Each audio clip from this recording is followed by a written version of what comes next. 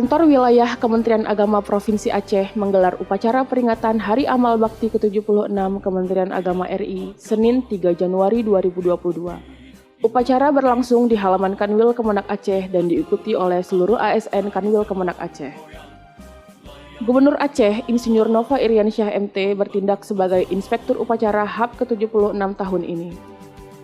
Dalam amanatnya, Nova mengatakan, Kementerian Agama telah hadir sebagai payung teduh bagi semua unsur umat beragama, memberikan pelayanan prima bagi masyarakat yang membutuhkan layanannya, dan menjaga Pancasila, Konstitusi, dan Negara Kesatuan Republik Indonesia untuk tetap dalam jalurnya.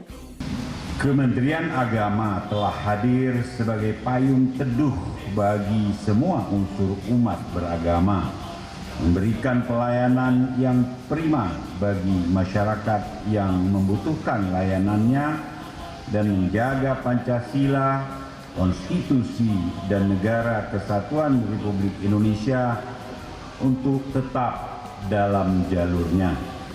Hal tersebut dibuktikan dengan naiknya indeks kesolehan umat beragama dari 82,52 tahun 2020 menjadi 83,92 pada tahun 2021. Indeks kerukunan umat beragama juga mengalami peningkatan yang semula tahun 2020 sebesar 67,46 menjadi sebesar 72,39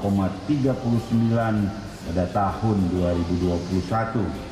Indeks kepuasan layanan KUA meningkat pula dari angka 77,28 pada tahun 2019 menjadi 78,90 pada tahun 2021. Sementara itu, Kakanwil Kemenak Aceh Dr. Haji Iqbal SAG MAG mengatakan, sejak dilahirkan, Kementerian Agama telah menunjukkan kiprahnya dalam membangun bangsa.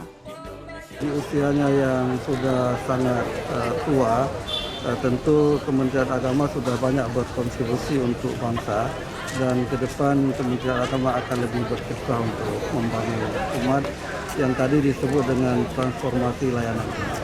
Dalam rangka menyemarakan HAP ke-76, Kanwil Kemenak Aceh menggelar serangkaian acara seperti bakti sosial di sejumlah masjid, olahraga gembira, kreasi menghias tumpeng bagi Dharma Wanita Persatuan, santunan yatim piatu, upacara, donor darah, dan malam anugerah Kakanwil Award.